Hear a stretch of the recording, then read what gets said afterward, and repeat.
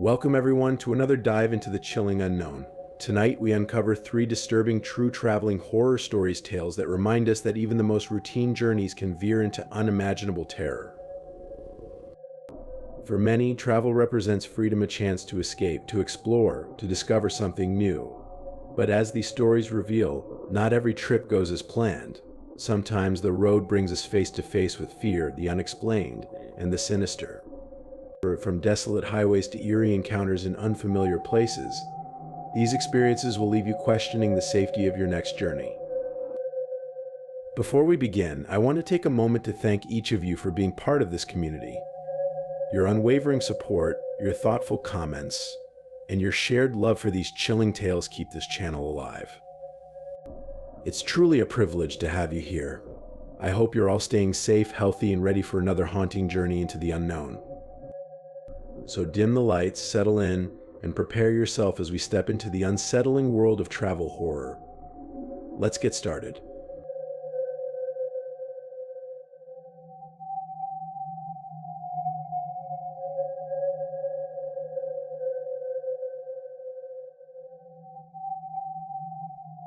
Story 1: Continued expansion of the story.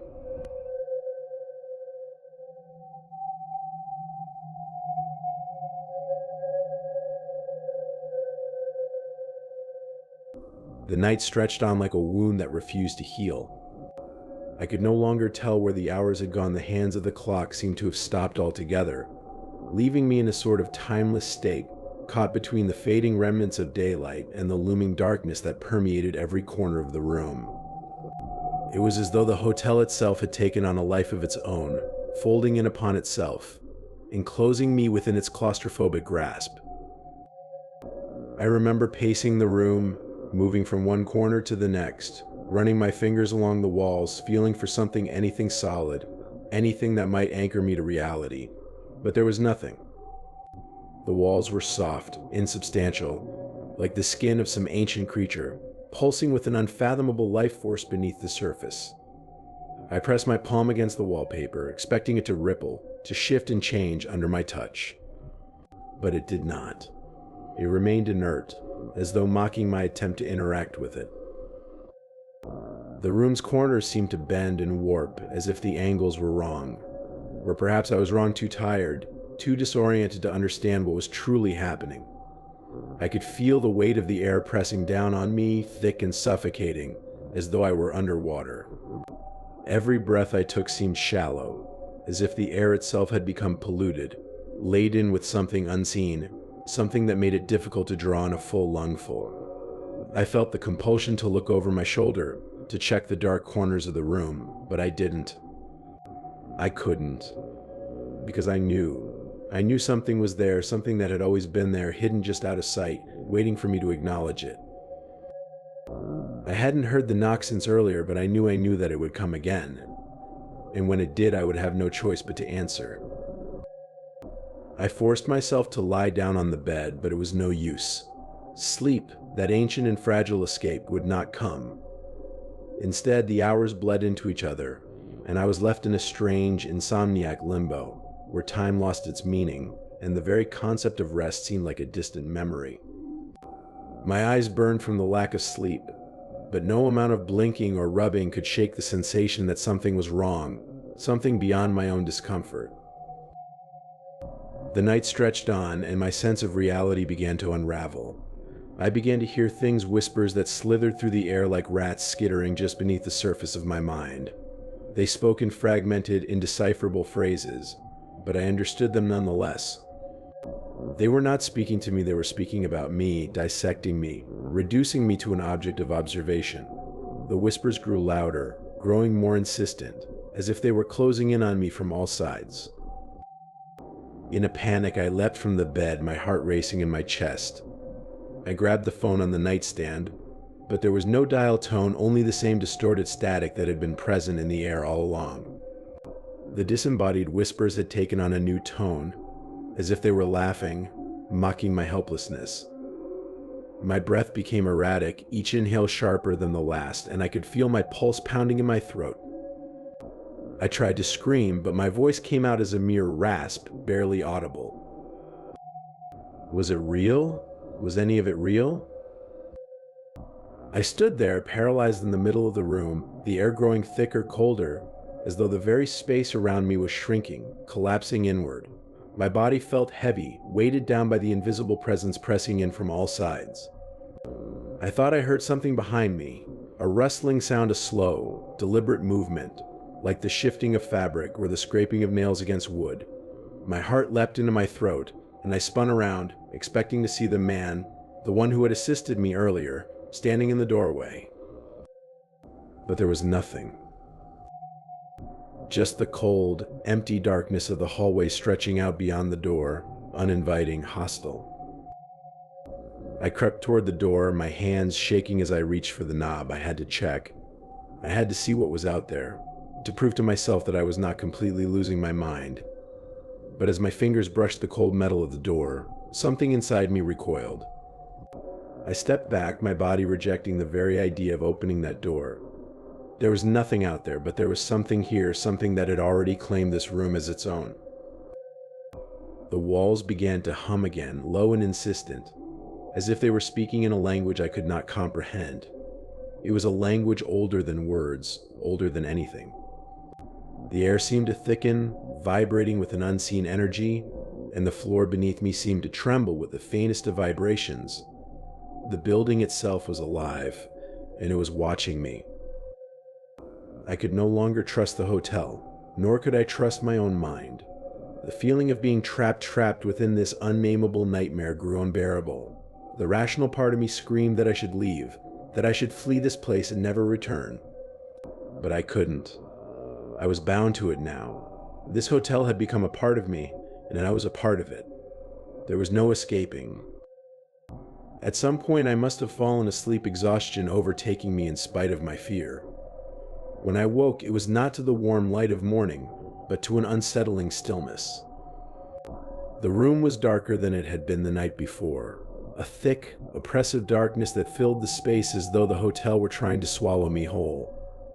The whispers were gone, but they had left something behind, a memory of them, lingering in the corners of my mind like the faint echo of a distant dream.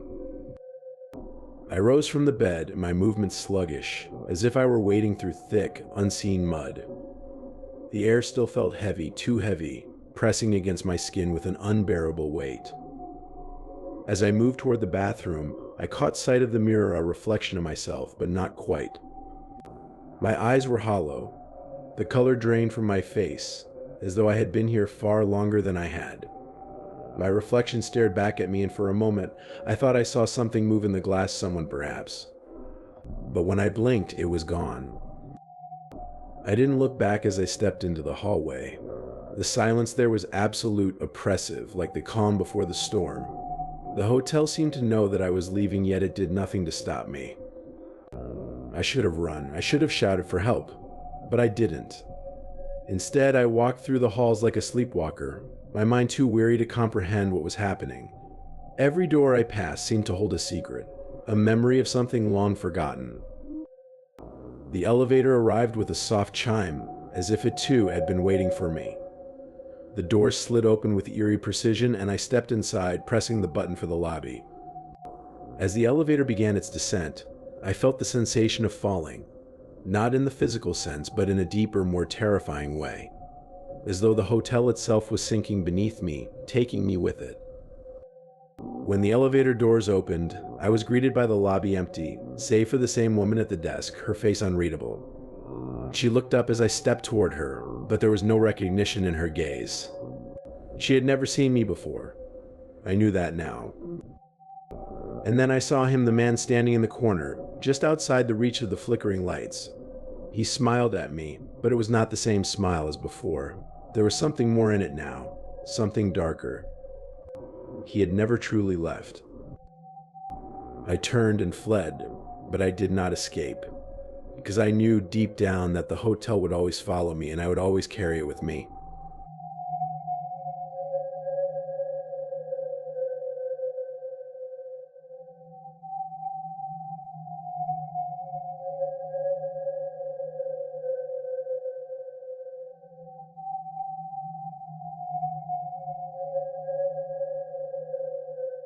Story 2: The Bulgaria Flight Encounter.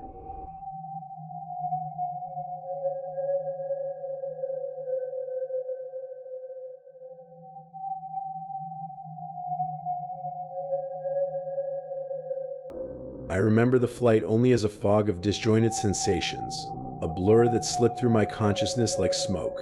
A routine flight, they called it. Christmas. I was returning home, or so I thought. If I had known then what was to unfold, I might have chosen any other means of travel, any other path. But it didn't matter. The plane, the passengers, the tight, suffocating cabin, they were just blips, mere distractions against the vast, uncaring expanse of the world. Or perhaps, as I would come to realize, they were the very fabric of a greater horror that I could never hope to escape. I had been assigned a window seat. The two men next to me, strangers whose faces I barely noticed when I sat down, were nondescript in their own way, hunched, nervous, as if the very act of being on this flight was an inconvenience. I didn't pay them much mind, my own mind consumed with the tangle of thoughts that we often entertain in moments of transition, when our lives feel suspended between two places. But as the hours stretched on and the plane sliced through the indifferent clouds, I began to notice the peculiar behavior of one of the men. At first, it was nothing a subtle shift in posture, a twitch of his fingers, the slight way his eyes darted about the cabin. He mumbled occasionally, too low for me to hear, but I couldn't shake the sensation that there was something off about him. It was a discomfort that licked at the edges of my awareness, but I had no reason to give it much thought. Airplanes are crowded. People act strange sometimes. The hum of the engines, the stale air, everything conspired to make us forget the tightness in our chests, the fluttering hearts of those who travel in the belly of the beast. But then his eyes met mine. It was not so much a gaze as an invasion. It was as if the man was drawing some invisible thread between us, pulling me into his orbit. His pupils dilated, dark, seemed to expand as he locked eyes with me. I could feel the weight of his stare in the pit of my stomach, in the hollow space behind my ribs. He wasn't looking at me, he was looking through me. There was a quality to the way his gaze lingered, an intensity that was almost physical, like the press of something cold against the skin. I turned away, glancing out the window at the expanse of gray clouds, trying to will myself back into the mundanity of the flight. But then came the whispers.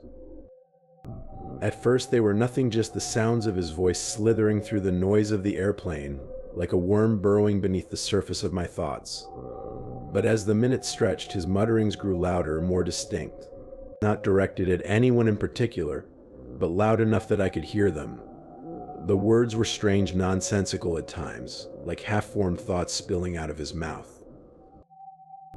And then, through the blur of my own fear, I heard him say something that made the hairs on the back of my neck rise.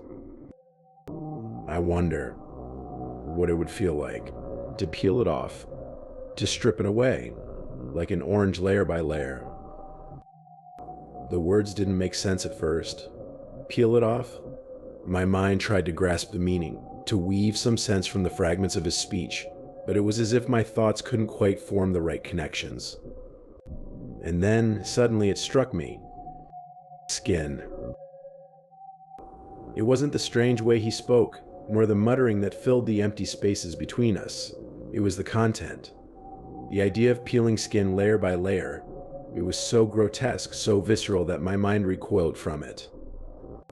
I wanted to look away, to ignore him, but I couldn't. I could feel the words wrapping themselves around my thoughts, squeezing tighter with each second.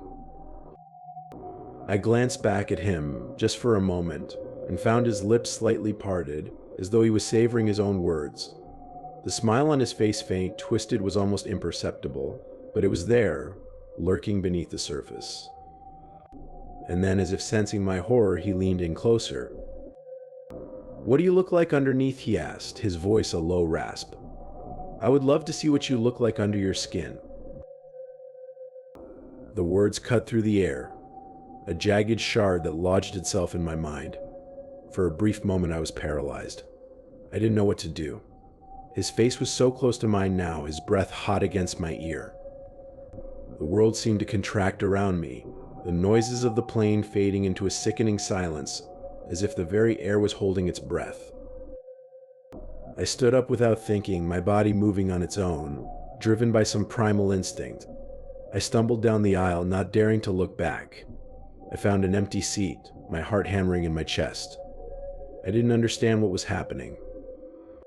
I didn't understand how something so small, so seemingly insignificant, could turn into this. The weight of his words clung to me like a stain that I could not wash away. I didn't see him again for the rest of the flight. He disappeared into the crowd of passengers, leaving me with nothing but the oppressive silence of my own thoughts. The rest of the journey was a blur, darkened, suffocating blur. I had no idea if he followed me, if he was still watching me, or if it was just my own mind, unraveling beneath the pressure. When the plane landed in New York, I breathed a sigh of relief. But there was no peace to be found, no comfort. Something was wrong. Something was waiting. I made my way through the terminal in a daze, my body moving on autopilot, my mind locked in a constant state of tension. I couldn't shake the feeling that I was being watched, followed. Every turn, every movement seemed like an extension of that moment on the plane, as though the walls of the world had shifted, and I had become someone other. A thing. A target. It was only later, in the quiet of my apartment, that I discovered it. A note, folded carefully in my bag, wedged between the folds of my coat. I didn't remember putting it there. I didn't remember how it had arrived. But it was there, and it was real. The ink was smeared, as if written in haste, in a trembling hand. I wish I could see what you look like under your skin. I couldn't breathe. I could feel my heart stop, and in the stillness of that moment, the weight of the words pressed down on me, suffocating me. I dropped the note, my hands shaking, my mind racing. The world outside my apartment seemed impossibly distant, and I wanted nothing more than to escape. But there was nowhere to run, nowhere to hide. The man had followed me. I could feel it in the weight of the note, in the cold air of the room that now seemed thick with the scent of fear. I tried to tell myself it was nothing, just a sick joke, some twisted form of humor. But deep down, I knew the truth. He had been there, and he wasn't finished. The idea of him, the sound of his voice, the image of his eyes, those things haunted me now. They were etched into my mind like scars, each one deeper than the last. And so I searched. I searched for him in the dark corners of the internet, in police records, in every place where his name might appear. His name, Daniel J. Barker, was a phantom that refused to die. His past violence, sordid, filled with crimes and arrests, spilled forth from the records like a vile flood. He had been convicted before, for offenses that made my stomach turn. His name was a symbol of malice, a testament to the dark side of human nature that few are ever forced to confront. I knew, with sick certainty, that the man I had encountered on that flight was no random passenger. He was something more, a predator, a shadow that followed me wherever I went. I could not escape him. I could not outrun the fear he had planted in my heart. And no matter where I looked, no matter how far I searched, I knew one thing. There was a place where I could hide. Not from him. Not from the things that he had seen. There was only skin. And there was only the desire to peel it away.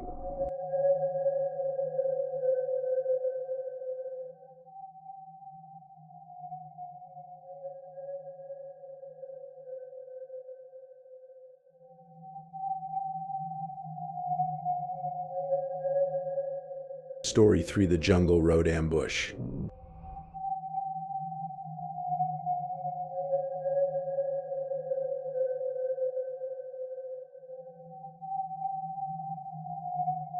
The decision to take that road undisturbed by the hurried footsteps of other travelers, its dust untroubled by the wheels of any other vehicle, was a choice made in the grip of an unspoken yearning.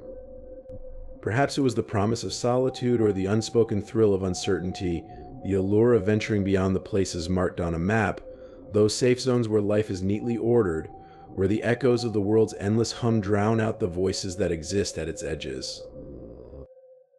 We had rented the car in the city, of course. It was necessary. The city, a place of indifference, had swallowed us into its rhythm, its incessant pulse, its humanity too crowded, too fevered to leave room for anything resembling quiet. So we had sought out the distance, rented a car, and left. Left for what? It is difficult to say. But the drive through Mexico's forgotten, rural landscapes promised to be the kind of journey we could claim, the kind that offered the richness of mystery without the suffocating presence of civilization. I should have known better. We were cautioned. The locals, their eyes shadowed with something more than simple concern, had warned us with vague phrases too careful to tell us exactly what lay beyond the safety of the well-traveled paths. The jungle is not a place for tourists, they had murmured, almost reverently, as if it were something not entirely of this world. They spoke of places that were not marked on any map, places where time and distance lost their meaning, as if they were warning us not only about the danger of the jungle, but about its very nature, a thing that did not observe the same rules as we did. But we, as tourists often do, felt invincible, foolish in our certainty that nothing could happen to us. It's just a jungle, we had told ourselves, like it was no different from the small patches of greenery we could find anywhere else. We did not see it as something else, something older than us, something that had learned long ago to swallow those who thought themselves masters of the world. We had come to that dirt road, a thin scar in the jungle's fabric, worn and forgotten.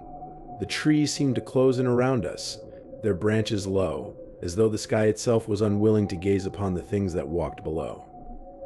The car moved slowly, its tires crackling over the dry earth, disturbing a silence that had no business existing in a world so alive. But it was not the silence that unnerved me.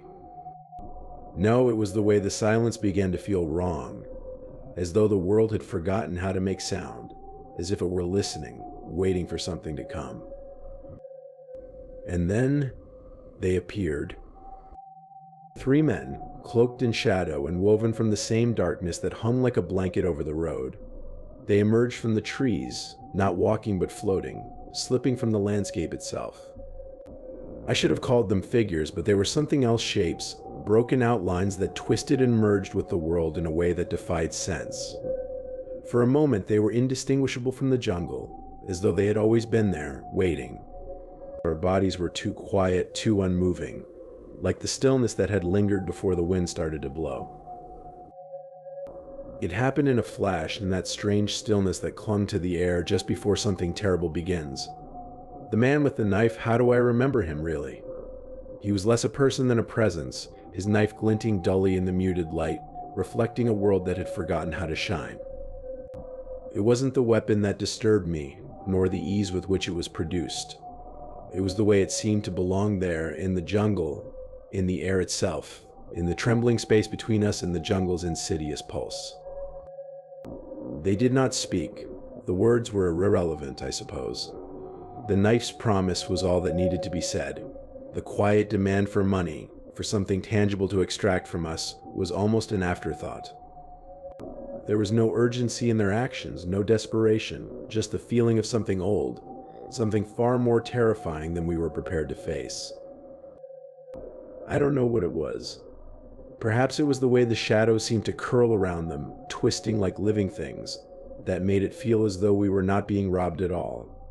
This was not theft, not a simple act of aggression, it was something darker, more intimate. The knife was not meant to take our money, but to remind us of something we had forgotten.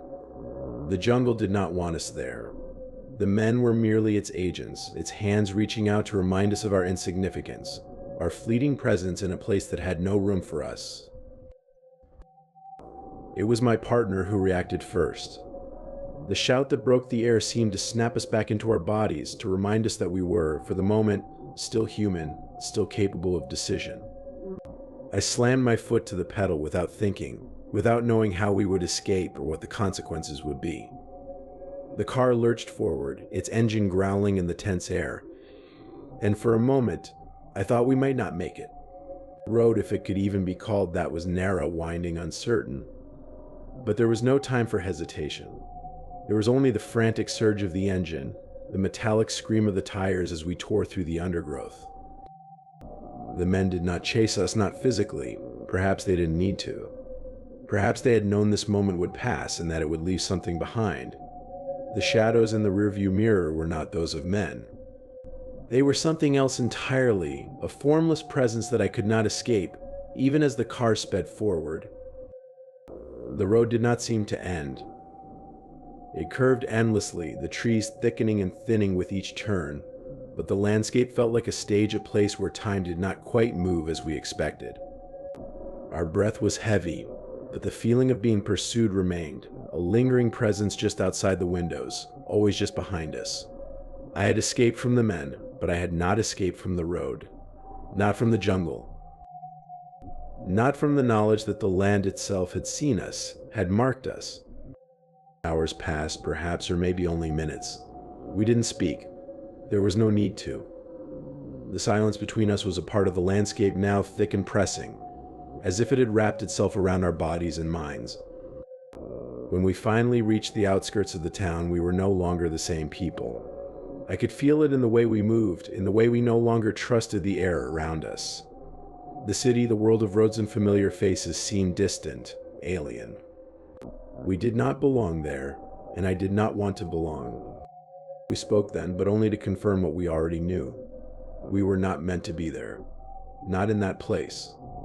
The jungle had made its claim, and no matter how far we drove, we would never escape it. The men, those figures, those shadows had faded into the trees. But I know they are still there, and so is the jungle. Waiting, watching. Its heart beats somewhere beneath the surface, a rhythm too ancient for us to understand. And though we fled, though we returned to the world of safety and order, the jungle does not forget. It has never forgotten. And now, neither can I.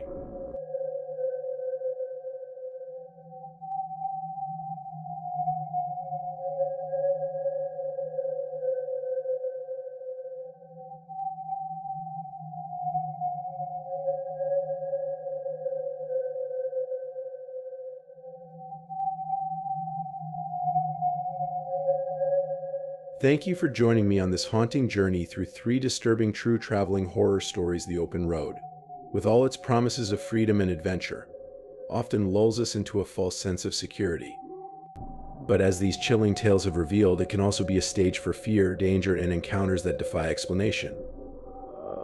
From the unsettling gaze of a stranger in a desolate rest stop to the creeping dread of a presence that seems too close for comfort, these stories remind us that the unknown is always closer than we think, waiting to make its mark when we least expect it. Before we end, I want to express my heartfelt thanks to each and every one of you for your support. Whether you're a longtime subscriber or new to this channel, your engagement means the world to me. Every comment, like, share, and subscription fuels this community and keeps us exploring the mysterious and the macabre together. Your encouragement and curiosity inspire me to continue uncovering the stories that send shivers down our spines. As you go about your travels, I urge you to stay aware of your surroundings, trust your instincts, and always prioritize your safety. Remember, even the most ordinary trips can lead to extraordinary and sometimes terrifying moments. Take care of yourselves and your loved ones, and may your paths be filled with adventure but free of fear. Wishing you health, happiness, and peace of mind as you navigate the twists and turns of life. I look forward to seeing you in the next video, where we'll delve into more tales of the strange, the creepy, and the unexplained. Until then, stay safe, stay curious, and keep the lights on. See you soon.